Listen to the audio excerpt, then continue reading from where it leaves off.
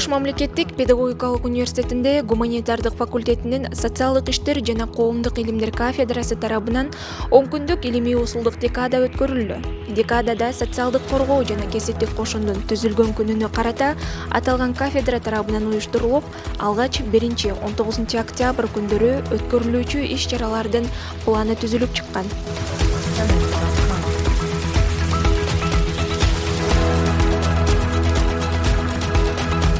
Саамалыктын жүрүшүндө окуу жайдын социалдык иш тармагында билим алып жаткан студенттери жана окутуучулар Ош шаарындагы боорукердик үй-интернаты жана Алтын уя балдар үйүнө барып, материалдык жана моралдык жардам көрсөтүү максатында кайрымдуулук акцияларын өткөрүп келишти. Бул чындыгында биз өзүбүздүк эле эмес, окуу жай боюнча уюштурулган акция. Окуу жайдагы ар бир студент, ар бир окутуучу, ректораттан баштап жөнөкөй техничкага чейин ар бири өзүнүн салымын кошту. Демек, биз ошол негизги максатыбыз социалдык кызматкерлердин кесиптик чеберчилигин арттыруу. Биз декадабыз өз максатына жетип, социалдык кызматкерлердин коомдогу ролун жогорулатууда, студенттерди ар тараптуу тарбиялоодо өз максатына жеткен илимий декада болду деп жыйынтыктай алабыз.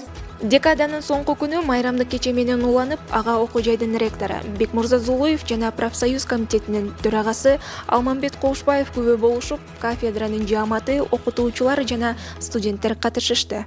Şu Kırgız Dili Komu tarafından şu sizlerin ejekemizler, bizden ağa okuş ejeke, İsrail ve Çorpan ejeke, şu Kırgız Dili Komu'nun ardaktık belgisi bile sıylanады.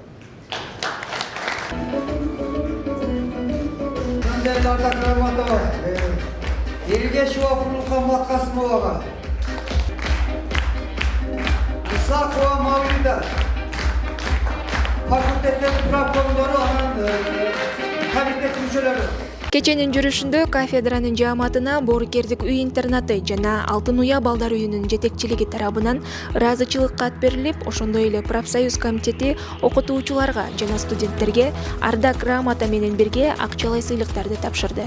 Окуу жайдагы социалдык жактан жардамга муктаж болгон студенттер үчүн профсоюз комитети майрам күндөрү гана эмес, ар дайым материалдык колдоолорду көрсөтүп турарын төрага Алмамбет Кошбаев өз сөзүндө билдирип кетти. Ата-энеси жоктор бар, жарым атасы бар, энеси жоктор бар.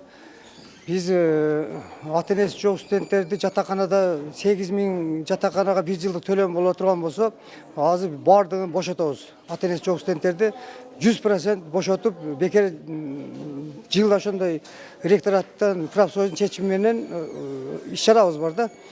Анан бюджетте окуган ата-энеси жок студенттерге мамлекеттик коомдукту өткөзөбүз. Профсоюз тарабынан документтерин топтоп, алар ай сайын 1,5 сомдон мамлекеттик коомдуктудан алышат. Стипендия катары, баягындай жөлөк пул катары алышат да.